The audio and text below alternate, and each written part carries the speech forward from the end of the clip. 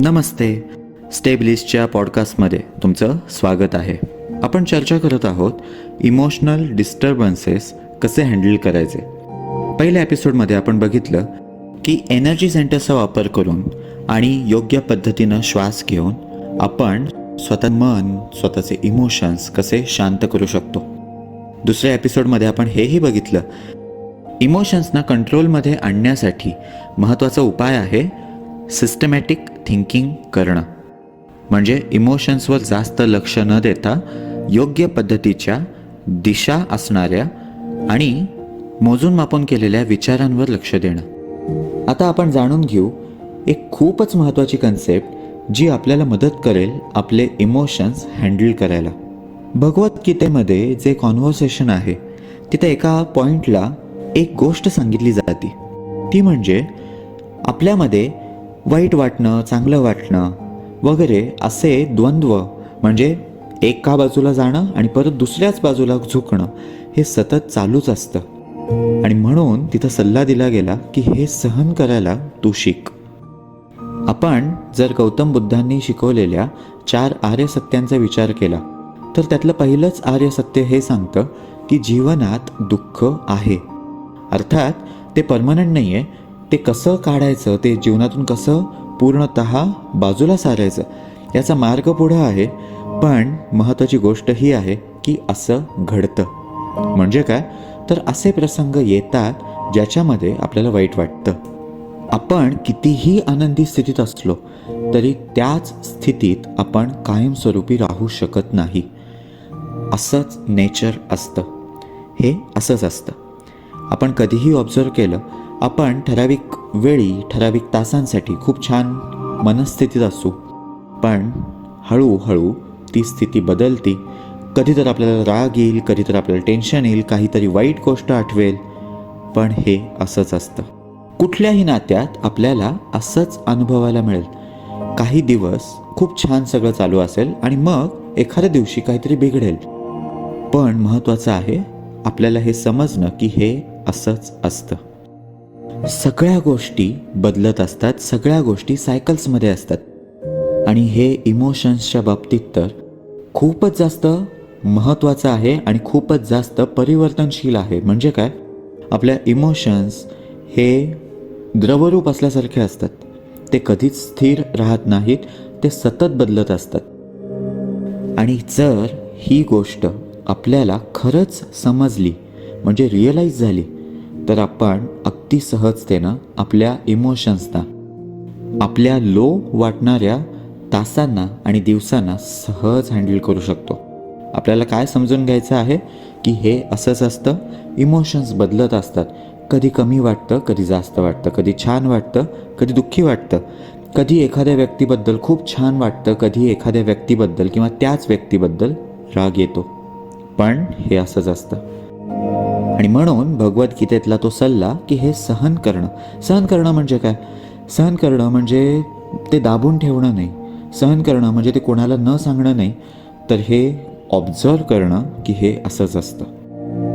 जेव्हा आपल्याला ही गोष्ट समजती तेव्हा त्याच्यात सहन करण्यासारखं काहीच राहत नाही, तर आपोआपच आपण ही गोष्ट जाणून घेतो की ठीक आहे, आत्ता मगाशी थोड्या वेळापूर्वी आपला मूड छान होता, पण आत्ता नाही आहे. पण तशात काय झालं, हे असंच असतं. आणि मग इथे खूप महत्त्वाची गोष्ट आपल्या हातात येते, ते म्हणजे आपला चॉईस. मूड बिघडणं हे पाऊस येण्यासारखं आहे. तो कधी पडेल हे आपल्या हातात नाही. पण हां, तो पडत असताना आपण काय करायचं हे आपल्या हातात आहे. आपण तसंच पावसात भिजू शकतो. ते भिजणं एन्जॉयसुद्धा करू शकतो. आपण छत्री घेऊन बाहेर जाऊ शकतो. आपण कारमधून प्रवास करू शकतो. आपण आपल्या घरात किंवा जिथं पाऊस लागणार नाही अशा ठिकाणी राहू शकतो. आपण रेनकोट घालू शकतो. बरेच ऑप्शन्स आहेत. पण हे ऑप्शन्स कोणाच्या हातात आहेत? आपल्या. हे ऑप्शन्स कोण निवडतं? आपण. जेव्हा कधी इमोशनल डिस्टर्बन्सेस येतील तेव्हा त्या खालच्या किंवा दुःखी इमोशन्समध्ये किती वेळ राहायचं हा आपला चॉईस असेल. ते आपल्यासाठी कंपल्शन नसेल, तर तो आपला चॉईस असेल. आणि म्हणूनच तो चॉईस घेण्यासाठी आपल्याला अशा गोष्टी माहीत असणं एकतर आवश्यक असतं आणि आपल्याकडं बऱ्याच टेक्निक्स असणं आवश्यक असतं, ज्या टेक्निक्स आपण वापरू शकतो. पण तरीही असे सुद्धा काही दिवस येतील की अनेक टेक्निक्स वापरून सुद्धा आपली इमोशनल स्थिती सुधारली नाही. आणि मग तिथं सुद्धा आपल्यासाठी हेच महत्त्वाचं असेल की हे असंच असतं हे समजून घेणं. कारण एकदा हे समजल्यावर आपल्याला जास्त त्रास होणं शक्य नाही. पण याचा अर्थ असा नाही की जे काही घडत असेल ते आपण फक्त सहन करायचं आहे.